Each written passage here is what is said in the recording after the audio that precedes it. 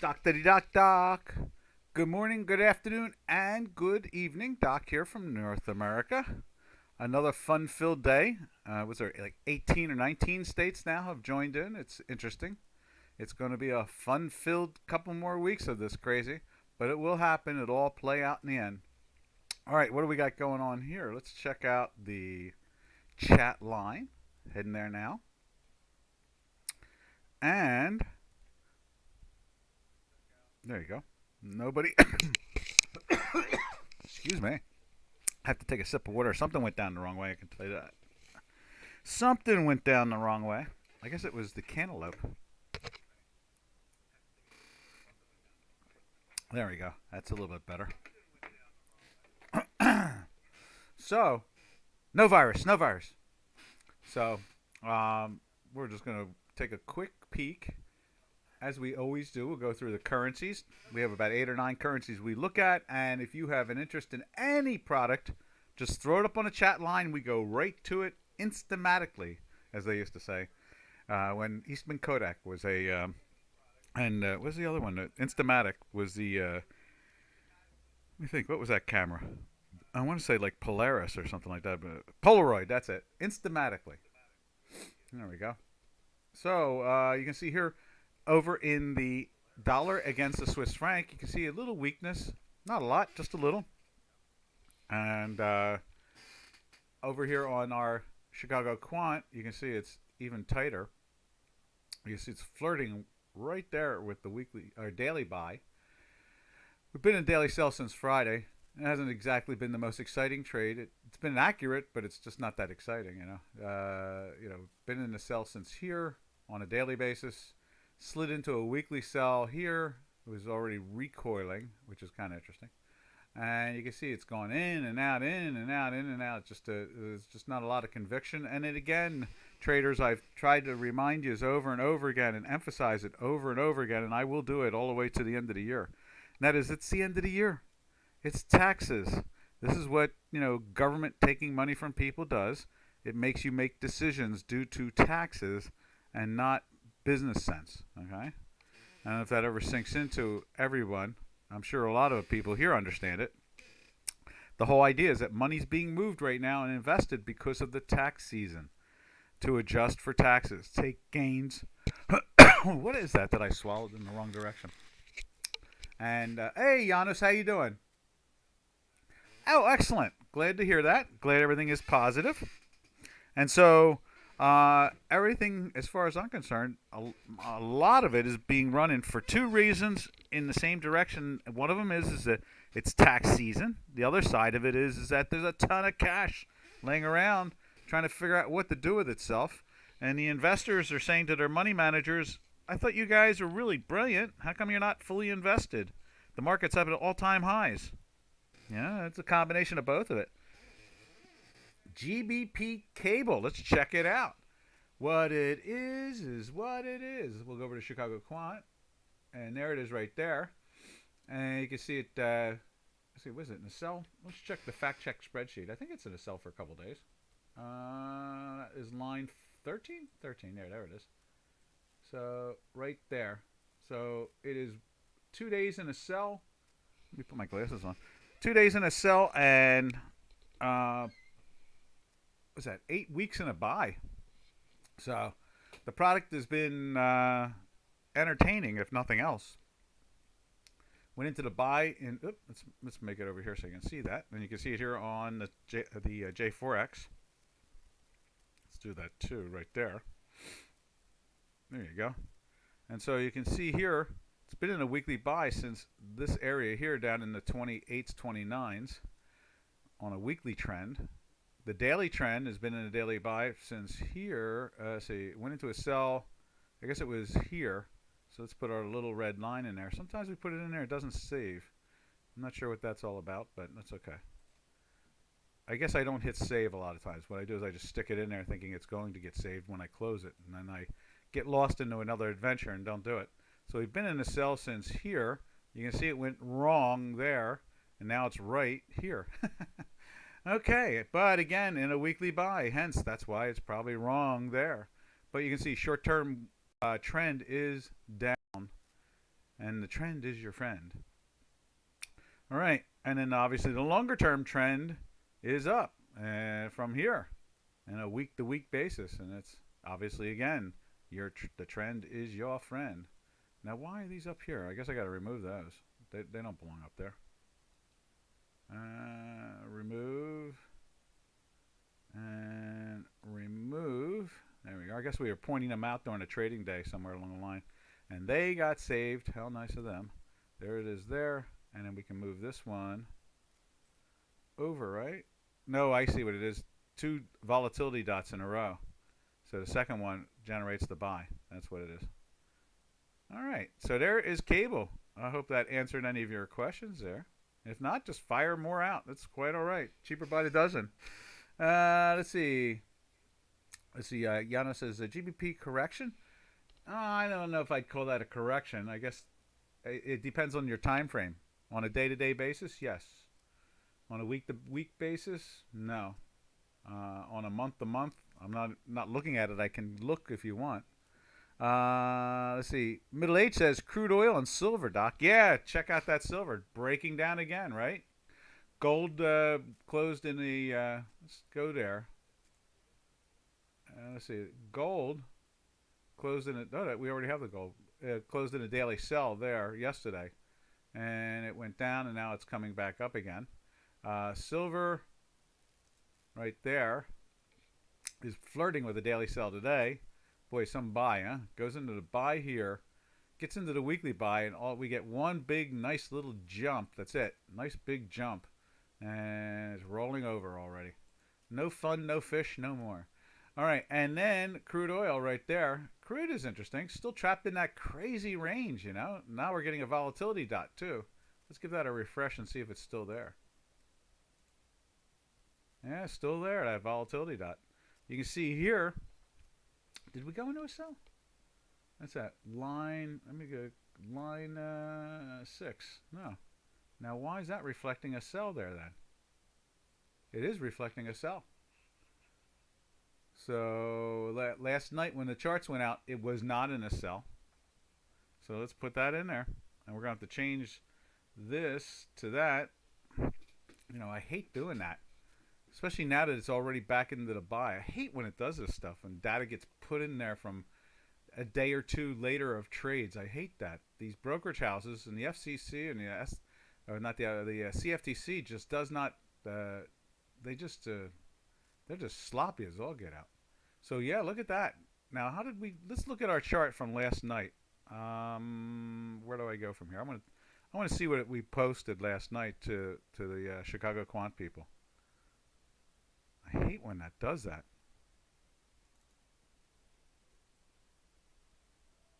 Oh, I did. Oh, wait. No, that's gold. Let's try crude. Yeah, look at that. So last night, you know, it's fine. You know, right there. Can you see that with my arrow? Right there. It closes cleanly in a buy. And this morning, after all the data has been put in there by the brokerage houses, you know, what do we get? We get a breakdown here with that. And now we're trying to flirt right back into the buy. We'll leave it like it is for 6 days. And then we'll see what this does with this volatility signal if they take out this top here. But I really hate when that happens. It's not fair to the traders. It's not fair to me. That's for sure. All right, how's that, Middle Age? I'm a little sorry about that. It just does that to us. I don't have much of a choice. I don't control the data going into the charting system. You know, it's coming live and through a very thorough brokerage house, very respectable brokerage house, technically inclined, technologically inclined, claiming to be one of the top technically engaged with writing their own software, no less. They're creating partner. I guess what it is. No, the broker or the owner of the brokerage house. It is a stock. It's publicly traded, the stock, but the owner and the creator of it was an engineer, and you know, I don't understand how it slips through every so often, but it does. Their data does it to themselves, you know. I mean, you can see that chart. It was in a buy last night. Somehow or another this morning, it's showing us with the data coming in that it was pushed into a sell. And then you can see here, now we're just going after the daily buy again. and getting a volatility signal at the same time, thinking that this thing may break through this trend line there. Anyway, I can only apologize for not sending you more than 2 charts a day. I think sometimes we should send those charts at like, honestly, I don't know. I guess the morning chart becomes more important in many ways, but how can you make a trading decision if they're going to change the data on you? And that they change the data on me, throughout the night. That's the irritating part. That's very irritating. So it's nice to see the truth, I guess, but I still don't like it. Leave the data alone. All right. So there it is, crude and what was that, silver? So it's crazy. Matter of fact, we should go. We should do? We should take a look at some of the products in the commodities too. Let's take a look at what's going on over there. Choose a couple commodities that you pay attention to, and we'll see what they do, if they updated any of the data there. Now hogs, I don't remember putting them in a buy last night, that's for sure, and there's no line there, but look at that, it's trying to tell us it's a buy, and I thought last night, let's take a look at that. Hogs last night, where are you, hogs? There you are. Yeah, see the white line and was underneath. And today, okay, it's still underneath. All right, that's why. Okay, so at least that's good. That's good. That's holding up. Thought I was going to have to go totally nuts. All right, where do we go from here? Let's head over to, did we do the cable? I think we just did the cable, didn't we? So let's go take a look at the euro. I saw this really funny headline about the euro satisfying everybody. Oh, that was kind of neat. It was on Zero Hedge. What a funny headline.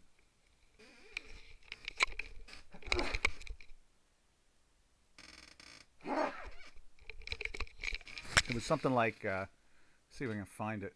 It was like some odd statement. I'm going to find it because it's so cute. It's one of the stranger ones. It's like one of those statements like, if it doesn't go up, it goes down. It's one of those types of headlines. Let's see. ECB preview. Here comes another 500 billion in quantitative easing. Let's see. I'll find it. Euro turns from foe to friend in everything rally. What is that? Here, let me bring that up on the. Oh, that's a nice picture. Let's bring that up on the screen there. Not her, but the headline itself. Euro turns from foe to friend in everything rally. Is that a hoot or what? I mean, what kind of statement is that? Let's see if we can bring that up and see what that's all about. This time around, the revenge of the euro is proving no threat to Europe's ferocious stock rebound as the likes of Goldman Sachs Inc. project more gains in the region's everything rally, even as the currency climbs from 120 to the dollar, a level that has spurred European Central Bank verbal intervention in the euro at Stocks 50 is fast retracing the pandemic losses. It's down less than 6% for the year. I see, okay. A strong exchange rate typically hits exporters that have an outsized weighting in the benchmark. Well, that's a cute story. There's some cute charts there. And there's the Trumpy. So anyway, I thought that was kind of a wild statement. The everything rally. It kind of reminds me of the everything bagel, Let's see. That seems to be the recipe of that. And you can see here, we are trying to get back into the day. Oh, no, that's hogs. Let's go over to the currencies. Right there. And let's see what the euro looks like in our math. Still gliding underneath in the daily sell, but we're seeing some strength in it today. But again, we got that red dot there, and the lines, the histogram in the white line is minus still. We do a reload. You can see it's not, it's perking up a little bit. The weekly is really trying to roll over. It's just interesting, but it still has not even touched this top of the time manifold. So it's not exactly the most Mr. and Mrs. Sell-off, is it? And then when you go over to the spreadsheet, here, let's see if we can emphasize that. Where is it at? Line 14. It's got the thing going on with the same gig, right? 2 days in a sell, 7 weeks in a buy. So it's a mixed picture, not really figuring it out.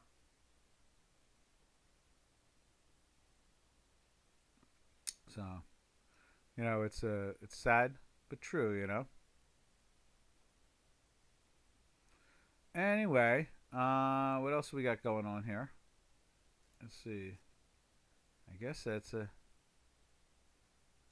is what it is at this point. Okay, where should we go from here? Anybody have an opinion?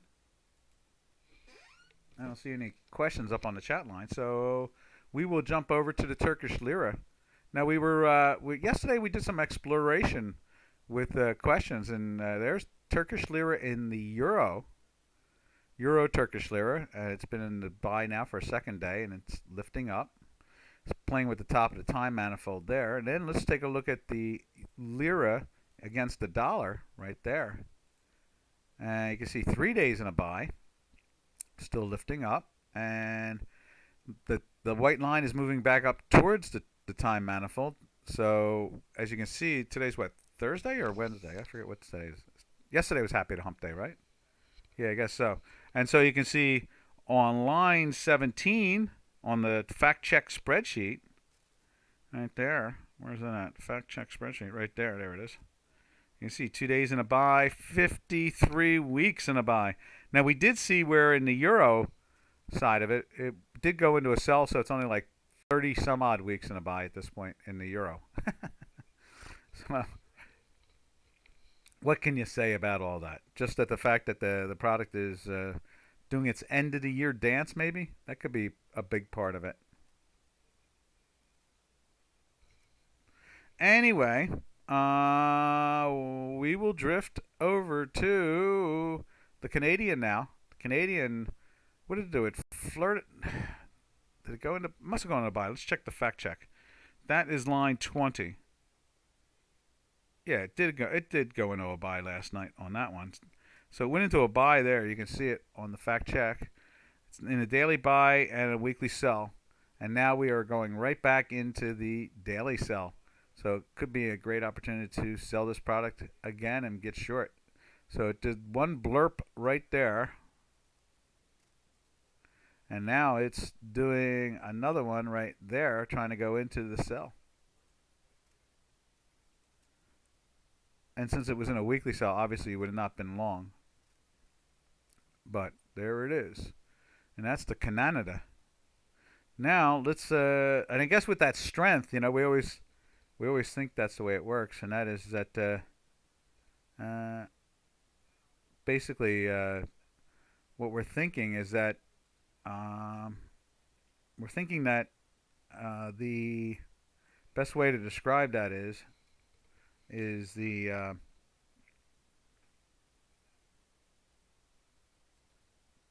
I guess let me think how I can describe that. I guess we're going to see oil going firm up and the CAD probably moving up. So let's see what's going on there. So now we go over to CAD. Let's see, where are you, CAD? There it is. That's flatlined. Wow, look at that. So it can't seem to get into a buy. It's still in that sell. And then we go over to crude oil. And we should see some firmness in the crude oil.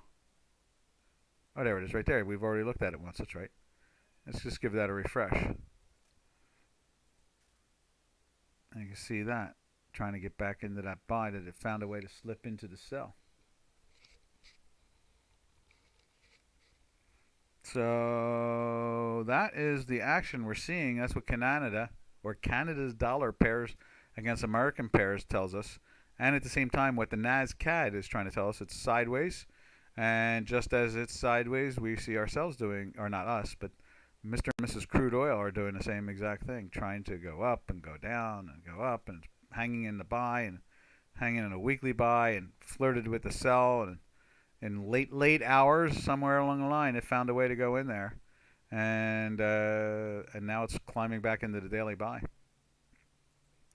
All right. What else can we say about that? I guess that is the action we're seeing. Let me save that while I'm here.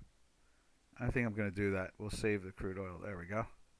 And then we went and we looked at the gold, and there's the gold, and that's doing the same thing it did last night. It's trying to play with its sell direction. So let's save that. There we are. And we also looked at silver, so let's save the silver. And if anybody cares to see anything, let me know, because we will throw it in.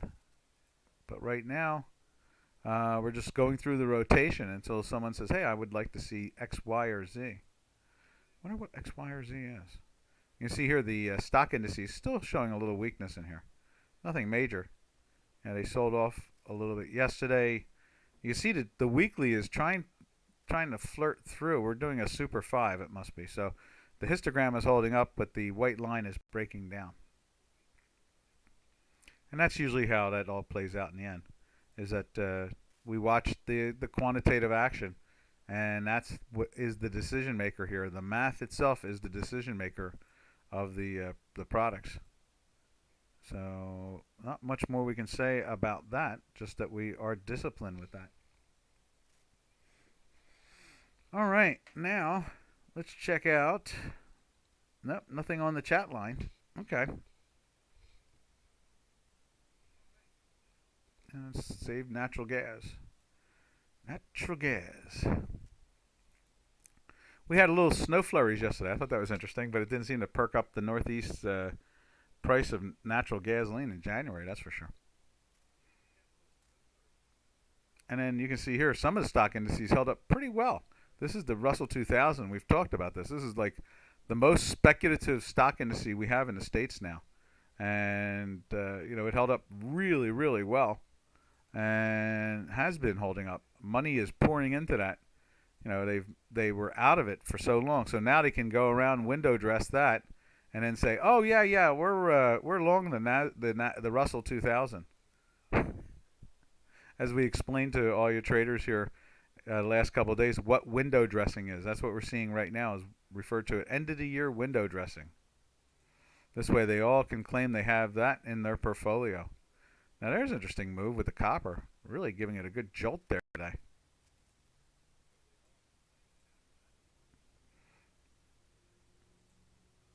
There we go.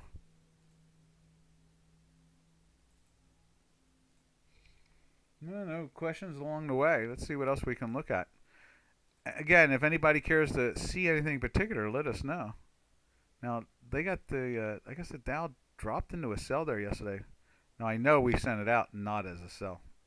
I know that, because it was right on the edge. There we are. And so, the Dow Jones Industrial Average, which is flirting. And look at the weekly too. The weekly is doing the same exact thing. It's really shrinking down, really being pressured.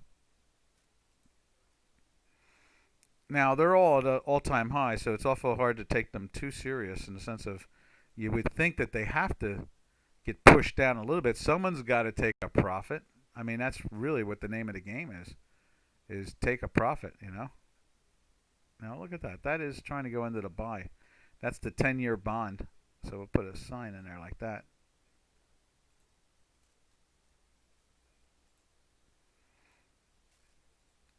And we were mentioning it yesterday. They think there's going to be lots of buyers here in the high 90s. And so it's been flirting with the mid to low 90s yield. The bond, now you can see here the weekly has been pressing down on the 10-year bond.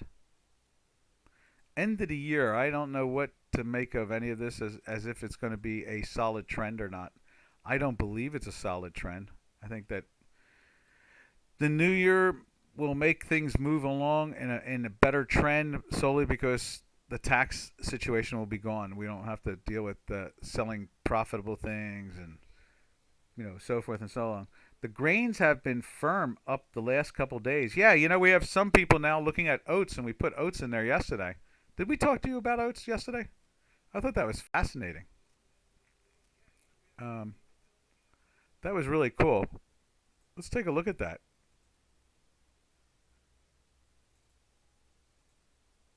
Just making sure I got all these guys. Yeah, there's hogs trying to lift up, but check out this. Here is oats. Daisy dotes and little daisy daisies. Diddly doo doo doo. Oats are just doing their thing again. Now, I guess it was during the summer we followed the oats, and it was a rip-roaring rally in the oats. And I think I saw, what, corn turn up? I think that's what we saw. Let me save this while I'm here. Little daisy daisies, diddly doo doo doo doo doo. Do do do do do do do. Now we can go like this. We can go with there's beans. That's today. That's in a buy. That's been holding up. You know, it's a very strange marketplace in the sense that you know, people need this stuff. That's the I mean, outside the country, people are really need corn and soybeans and wheat and so forth and oats. They're really hungry for this stuff. No pun intended. It's that situation where the United States can feed itself with no problem, and it feeds a lot of the world. Are productive. What is it? Something like I think it's the way it works. Is like I belong to the New Jersey Grange, and we see all these internal numbers all the time. And we in the United States we can farm over 128 acres per farmer, and outside the United States it's some crazy thing like 9 acres per farmer or some insane thing. We're like 100 and some odd times more productive with acreage of lands per person working. Have they harvested beans around your area? They're still doing it. There's a lot of beans in the field still, which is really amazing me, because you would think that would put pressure on the futures contract, but it's not. So one or two things have happened. Obviously, they've hedged themselves already, and because of that, they're dragging their feet basically in harvesting. Now, around me, everything's been harvested. We have winter wheat in now. Everything is doing fine. It's growing nice. The modern seed has really made everything much more productive. But no, there's I haven't been out in a couple days, so I can't tell you how many more big fields have been done. I can only see around here maybe 500-600 acres around me. So that's the way it rolls around here. But I see the equipment going by once in a while, that type of thing. But how about you? Are you seeing a lot of harvesting in your area? I think they've been already hedged and they're just sitting in the field because they don't need to bring them in. They don't have the storage space. That's what I'm thinking. I see the caravans, the professionals coming around, with their machines doing it and so forth. But I think what it really comes down to is that they're not harvesting fast because the weather's good and they probably don't have room for it, which really surprises me. Why are we seeing such strength? But I guess there must be a lot of foreign demand. We must be seeing a ton of it. The granaries must be seeing it. They must be exporting it. My one son wants to open up a warehouse down at the seaport, or I guess it's about 12 miles away. Wants to rent a building and start selling it internationally. And I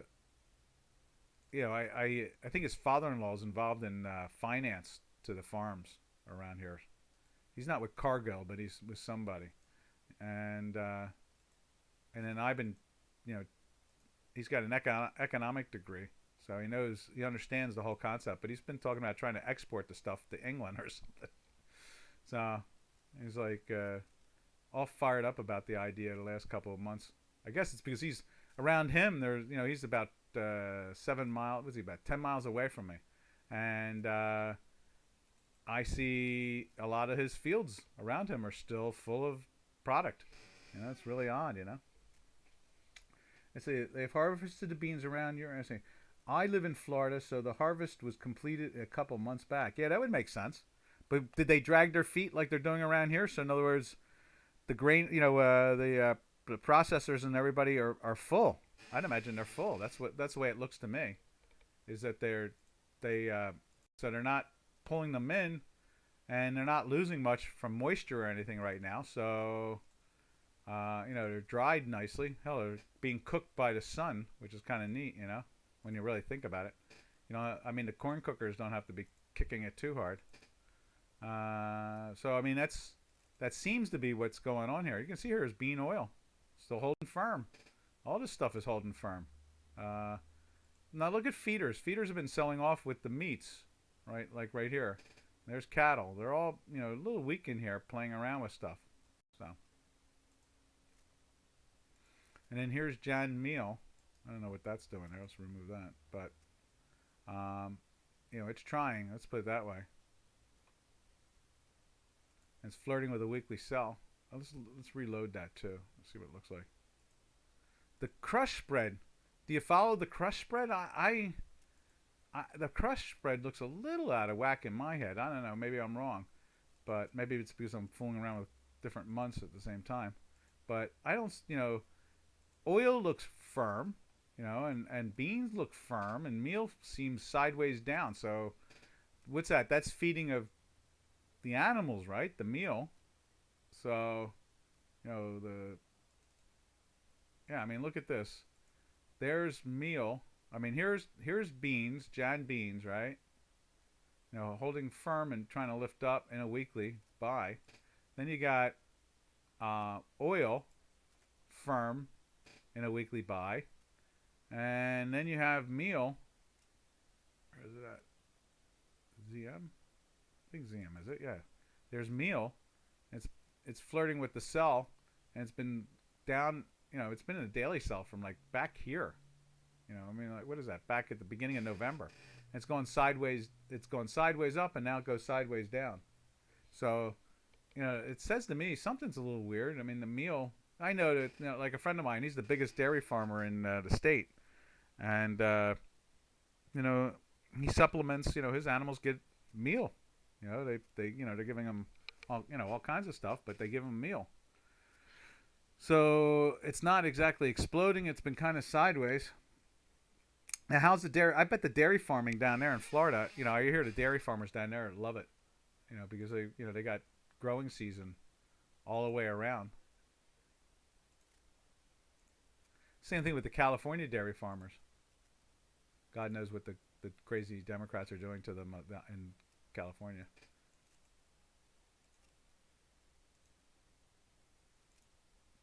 But that is what we're seeing here with the meal. And it just kind of, I mean, it's not getting crushed or anything, no pun intended. But, it does scream to me that something's a little fishy there, All right. Let's see. What else should we look at here? Anybody see any particular currency pairs? Yesterday we went into some interesting currency pairs, and now we're watching euros against Turkish lira from it. And what was the other one? AUD AUD was interesting too. Was that what it was? Euro AUD? I forget what it was now. There was another pairs trade that was fascinating that we had not been looking at that was well worth watching. So, let me think what that was. I can't think what that was. We'll have to go back and look at it. And let's do the March beans right there. There we are. So, and we did the oats. Yeah, we did the oats. Oats are daisies. They're happy as all get out, aren't they? Look at that. Oats. And that's the one we put in bar chart. So that's pretty cool. Okay. Where else do we go around here? I'm trying to think what else we do. What else do we do? What to do, what to do, what to do. It just seems like such a slow morning. It really does. It's quiet. No one's like exploring any particular ideas. And it's like I feel like I can just just start pushing stuff out. Robin, are you here today? Let's see if Robin's here. Let's see what the Robin's up to. It's so quiet. Let's see where the Robin is. And so, I guess we'll go try to explore some more of the currencies and see what's going on there. Hello. Are you watching? Watching? No, I haven't been on. Okay. Should I? No, not. But it's quiet. Just a quiet day, and I just thought, it's so quiet that I had, a little crowd, and the crowd has disappeared. Middle Age is the only one hanging out with me, and maybe a couple other people. So, I was going to start sending you some stuff because I can do the webinar and that at the same time at this point. That's fine. Okay. Ta-ta for now. So, that is where we're at. So now let's go back over to like the Forex or something like that. Let's see what we have here. There's the NAS-CAD. We usually go through that rotation, and we did that. So let's see some of the new ones we've started to watch. We showed you the Euro Turkish Lira. I know what it was. That's what it was. It was the Euro Mexican Peso. That was kind of fascinating. I'm surprised that the peso has not made it onto my spreadsheet, the fact check spreadsheet. That is really surprising. It seems like nobody particularly here seems to have that hunger for it, But it is what it is, I guess. I mean, that's the only way to describe that is that no one really pushes for it. So if they don't push for it, there's no reason to put it on there. But you would think that, we watched the Canadian, and it's right next door. So, you would think that maybe, the Mexican peso would be a bigger draw, I guess. And it was interesting, as you can see here, it has a nice trend to it. A dollar euro, the dollar peso was very good, and the euro one, I like that distance. Look at the distance between a lot of these trades, even if it's a little whipsaw here. It's still a good distance. There's a good trend in these things. Look at the trend. It's wide. You're getting, 5, 6, 7 days of a trend. That's pretty good. So, that's where my head is at. Where it is where it is.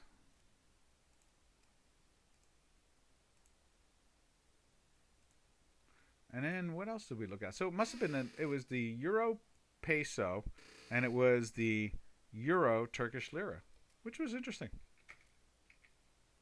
So let's see, what else should we take a look at? I'll go hunt down something else in this whole thing here too. Let's see. Let's see what the yen is doing. Yen is holding up in that daily buy. It's really fighting in there. And now, oh, look at the weekly. They got that weekly starting to really move into the action now. So the weekly starting to lift up with the other there. That's interesting in many ways. And if anybody does want to see, like the grains or something like that, fire away. Don't be afraid. And what happened there? Something's exploding. Error. What error? Let's check that out. Let's do a discard. I was transmitting something. It seems to have exploded on it. All right, let's try that again.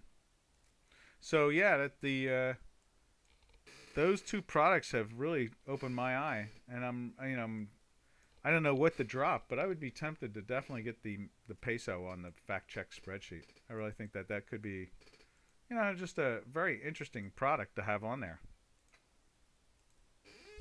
Oh, there we go. We lost that. So I think that would be, I don't know. It just has that look to it.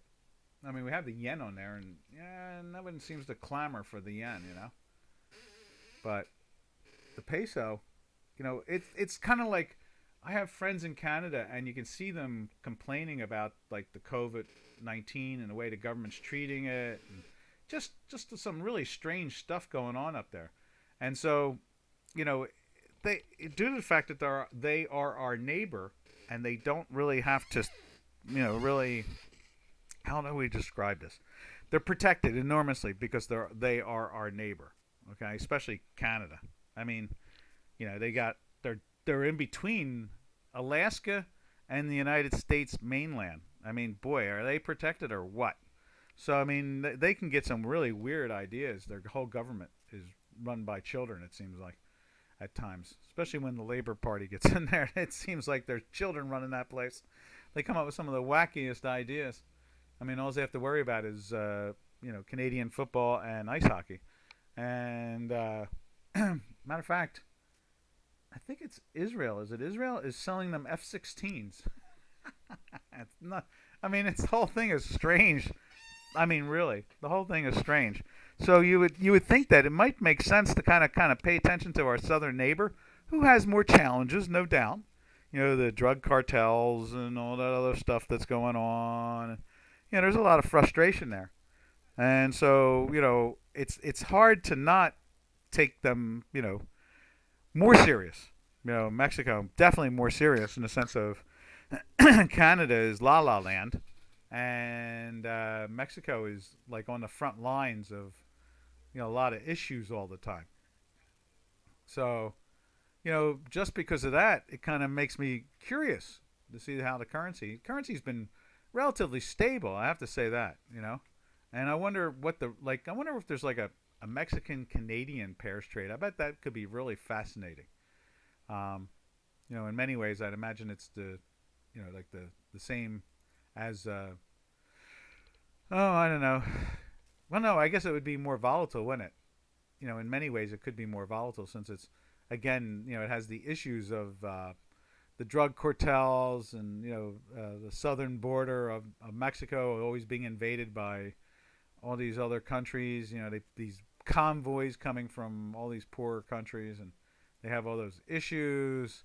Whereas Canada is bracketed between the United States and the United States, so it's bracketed between Alaska, which is an American state, and the mainland. So I mean, why what do they have to worry about Canadians besides ice hockey? I mean, honestly, and they're an energy producer, so I mean, do they worry about the type of French they speak versus the French out of France? I mean, honestly, that's pretty much they have a. If you wanted to talk about a place to live, when you really think about it. So then we try to figure like what's the currencies up to. But when you really think about it, wow, Canada is like really protected haven. So, I guess the west coast of it has to have a little bit better weather in some ways than the east coast.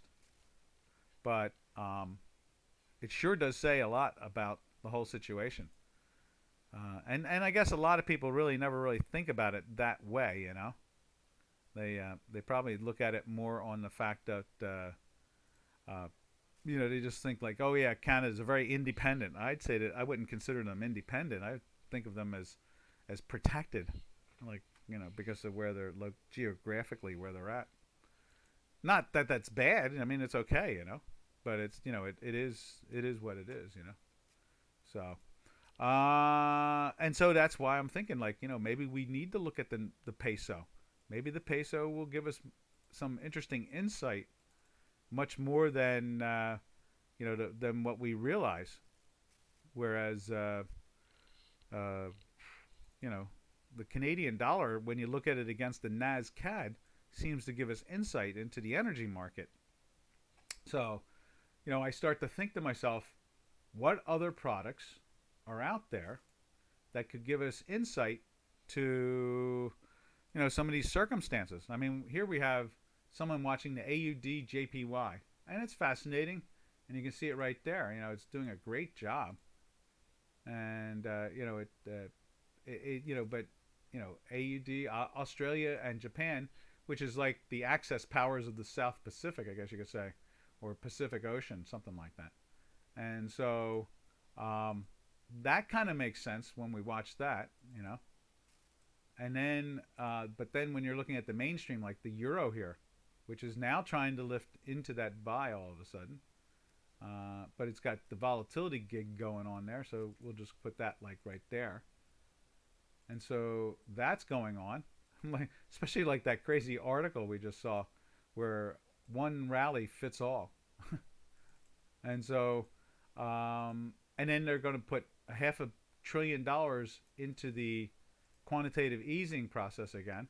So they're adding another trillion. So there's a lot of, when you compare that compared to the peso and the Canadian, yeah, it makes you think like, maybe there's some more insight to those products to begin with. And then when we look at like the dollar index here, not the dollar index, the dollar index. Here it is now. I'm loading it in. The dollar index has been in a sell on the fact check spreadsheet. What's that? 5 weeks in a sell. It's not the most exciting action there. But there it is there, the UUP, and it's going into a daily buy now for the last 4 days, even with it in a sell from up here. I don't know if we're going to get much dollar action on the upside because it's the end of the year. So maybe they need to close things out that they borrowed from. This tax stuff really makes it not a really nice way of trying to watch products. But we watch it every year. It happens. The same thing happens over and over and over again because of the tax season. So I've been watching that for so long. All right. So yeah, that's where my head is at. I'm thinking, something's going on there. Maybe we can, find some more insight. Maybe. I guess that's the best way to look at it. Let me just double check if that went over that way. Oh no, it's still in this outbox. There we go. I'm gonna wait for that to go out. But that's where my head's at. I'm just thinking that there might be some opportunity looking at some of these. I never looked at Canada that way until just recently, in the last 48 hours. Ever since we started looking at the peso, I started thinking to myself, what a different circumstance one is from the other, and they're right next to each other just about, So, let's see. There it is there. Did I get them all in there? No, I didn't. So let's do this. Let's do this too. So we'll go like this and add the euro in there too.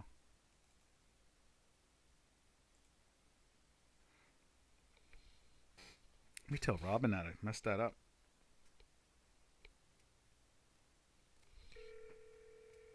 So I hope that the few traders that are here see my logic out of all that. And I think that's going to be the title of this today: Mexican peso and the Canadian. And I messed up the last one. Yeah, I forgot to add euro, so I just sent it over to you separately. Okay. Okay. So yeah, I think that is in my head. I think that's something we need to watch.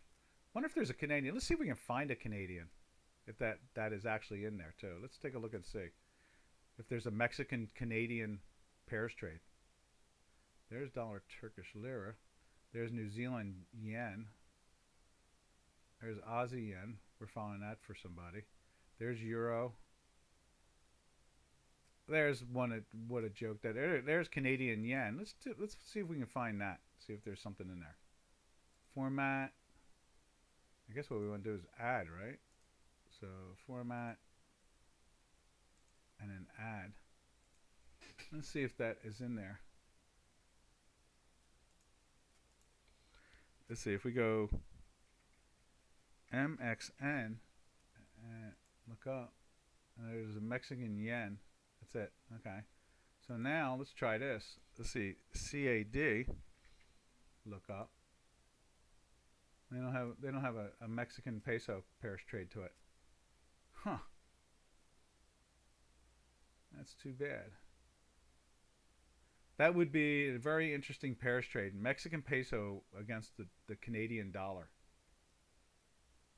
I think that's something we're going to have to explore. It's too bad they don't have it.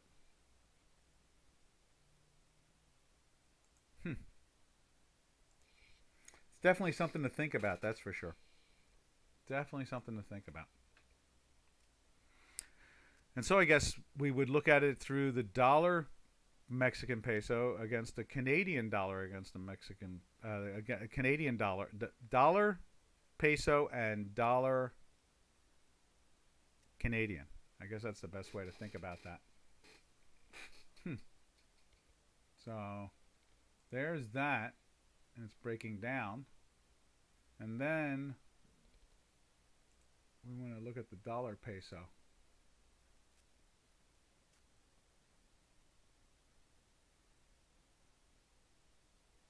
Let's see, where's it at?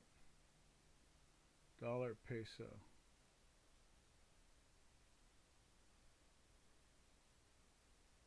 Dollar peso, GBP AUD. That's interesting. Let's put it in there. Dollar peso. You know what we'll do is we'll delete that. And then what we'll do is we'll go and find the euro peso. Like right there. Activate. And then copy. Window. And then paste window. And then we'll put that in there.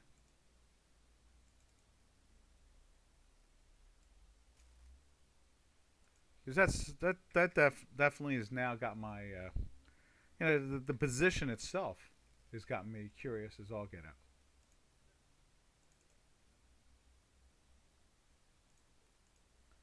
Wonder if we can. I might try to, after this webinar is over with, I might try to commingle these things even. Try to get them on one chart, to be able to see the action in them. Because I don't know. It's just. It is definitely making me think about it. It's definitely something that that I didn't really think I would ever think about until yesterday.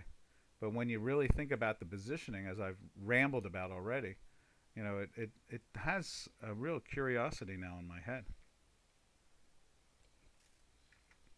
That's the only way I can see it at this point. All right. Anybody else have a care to look at anything particular? Because Doc is definitely on fire when it comes to all of a sudden these minor pair trades that might have some real insight, Let's see. I don't see anything on the chat line. So Daniel would be a fun person to talk to about that. He's into that stuff. Let's see. There we are. Let's see what we got going on. Get that, and let's see if we can transmit that. No, something's missing. Oh, I see what it is. There it is. There we go. Yeah, that would be an interesting one. And I wonder how some of the Canadians think about that. About, how much I wonder how much they have. I wonder what the production, what they buy from Mexico.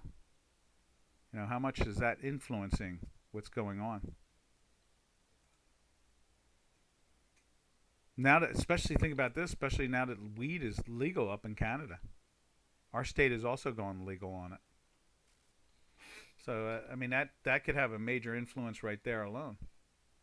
The cannabis market.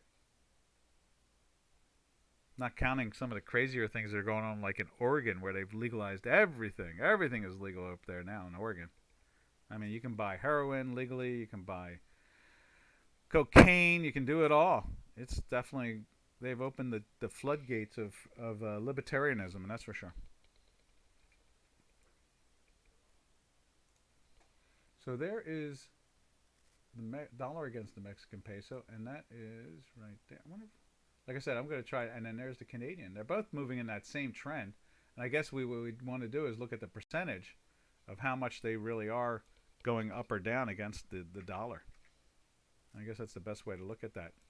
So I think after this webinar, what we're going to do is we're going to try to commingle the two products. And tomorrow we'll bring that into the realm. Tomorrow will be TGIF. It'll be Friday. So that'll make it even more relaxing. There was a time on Dukascopy where Fridays were very unproductive. Now they're totally productive. They would be like looking at pictures, and there would be a lot. Everybody in the office would be chatting and just getting into the whole thing. It was kind of neat. They were fun. There were contests and games being played. Now it's full trading, full active, type of environment.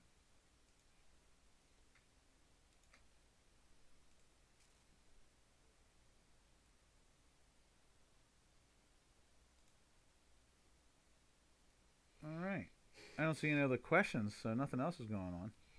So I'm going to be done beating that horse, but we're going to label this webinar in particular to that title.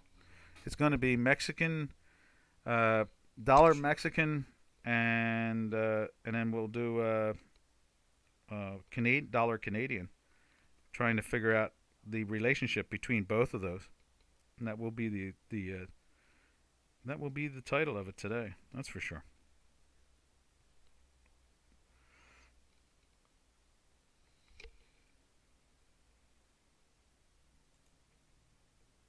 All right, what do we got there? Okay, bing, bing, and then that, and then that. Let's see what goes on there. All right.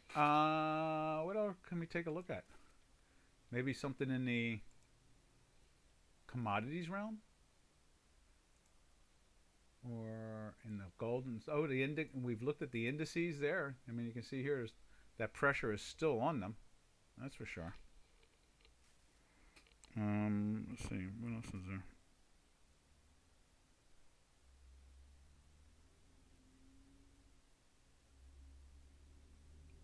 I'm just trying to figure out what else to go after. And that's, let's see what else we can say about this. About Bitcoin. Bitcoin's been kind of interesting. It's fallen from the all-time highs when all those, I guess about $1 billion worth was bought by a couple of institutions there, which was kind of neat to watch happen, you know. And so, I guess really what it all comes down to is that, let's see, coin, interesting. So I guess what's interesting out of it all is the Bitcoin has broken away, but now the metals market is breaking off. You can see here it's doing the same sloppy action last couple days here. I guess they're following in each other's footsteps at times. I think that's the best way to describe it. They follow in each other's footsteps. So,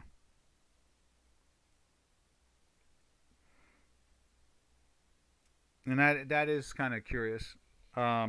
Again, end of the year, and there's not much more I can say about that since I wear you all out about that all the time now.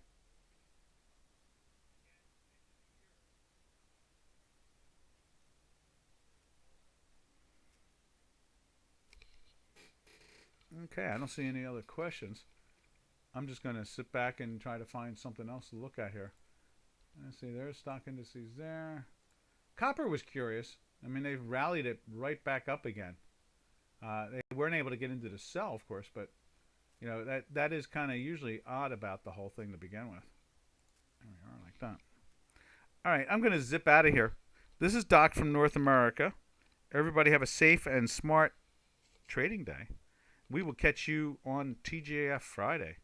And happy trails to you until we meet again. Happy trails to you.